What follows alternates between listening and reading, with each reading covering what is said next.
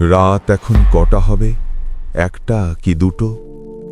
মাদ্রাসার এই পুরনো দালানটা দিনের বেলা যতটা শান্ত থাকে, রাত বাড়ার সাথে সাথে ঠিক ততটাই রহস্যময় হয়ে ওঠে।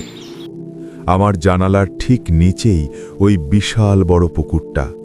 সবাই বলে বড় দিঘি, কিন্তু আমি জানি ওটা কেবল একটা দিঘি নয়, ওটা একটা অতল গহ্বর, যা রাতের বেলা জেগে ওঠে। শুনতে পাচ্ছেন?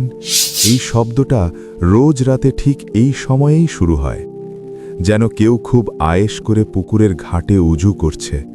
কিন্তু এই মাঝরাতে যখন গোটা মাদ্রাসা গভীর ঘুমে আচ্ছন্ন, তখন এই ঘাটে কার আসার কথা? আমি একবার সাহস করে জানালার পর্দাটা সরিয়েছিলাম। বাইরে কুচকুচে অন্ধকার, শুধু চাঁদের ম্লান আলোয় পুকুরের পানিটাকে মনে হচ্ছিল কালো তেলের মতো থকথকে। কোনো ঢেউ নেই, কোনো কম্পন নেই, কিন্তু অদ্ভুত ব্যাপার হলো ঘাটের সবচেয়ে নিচের সিঁড়িটা ভেজা, যেন কেউ এইমাত্র ওখান থেকে উঠে গেল। আমাদের হুজুররা বলেন এই পুকুরের বয়স নাকি কয়েকশো বছর। মাদ্রাসার এই দালান হবারও আগে থেকে এটি এখানে আছে। লোকমুখে শোনা যায় বহু বছর আগে এক জিলহজ মাসের রাতে এক মুসাফির এখানে এশা পড়তে এসেছিলেন। তিনি অজু করতে নেমেছিলেন এই ঘাটে, কিন্তু আর ফিরে আসেননি।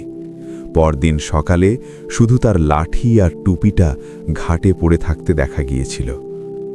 মাঝে মাঝে রাতে যখন বাতাস একদম বন্ধ হয়ে যায়, তখন ওই পুকুর পাড়ে একটা ছায়া দাঁড়িয়ে থাকতে দেখা যায়।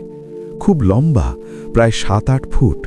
সে নড়াচড়া করে না, শুধু এক দৃষ্টে তাকিয়ে থাকে মাদ্রাসার দোতলার জানালাগুলোর দিকে। কেউ যদি ভুল করে সেই ছায়ার চোখের দিকে তাকিয়ে ফেলে, তবে তার আর নিস্তার নেই। গত পরশু রাতের কথা।